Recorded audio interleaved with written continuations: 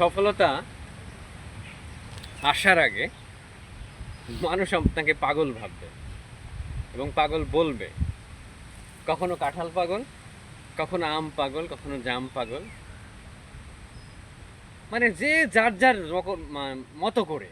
কেউ কারো কিন্তু দুঃখ কষ্ট বোঝে না যে একটা মানুষ আসলে কোন অবস্থায় আছে, সে কিভাবে জীবন যাপন করছে, কারো চাকরি আছে কিনা, কারো ব্যবসা আছে কিনা, সে দুঃসহ জীবন যাপন করছে কিনা, সে তার বিয়ে শাদী হয়েছে কিনা, সে কোন ধরনের মানসিক যন্ত্রণায় আছে। এই যে এতগুলো দুঃখ কষ্টের খবর কারো অন্তরের হৃদয়ের ভেতরের অন্তঃক্ষরণ বা ভেতরের যে রক্তক্ষরণ, এইটা কিন্তু কেউ দেখে না। কিন্তু আপনি যখনই কোনো পাগলামি করেন বা কোনো কাজ করেন, তখনই দেখুন সবাই মিলে একবারে লুঙ্গি কাঁচা মেরে ঝাঁপ দিয়ে ধরে যে এই অমুক পাগল হয়ে গেছে, তমুক কি করে বেড়াচ্ছে, তমুকের কোনো কাম নাই। আরে বাবা, আপনি কারো কোনো খোঁজই যখন নেন না, তাহলে মানুষের পাগলামির দিকে আপনার কেন খোঁজ থাকে?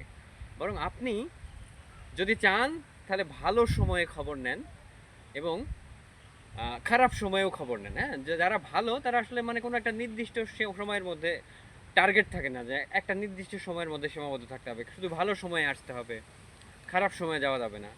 আপনাদের উচিত অবশ্যই ভালো এবং খারাপ দুইটা সময়েই হেল্প করা। ধন্যবাদ সবাইকে। আসসালামু আলাইকুম।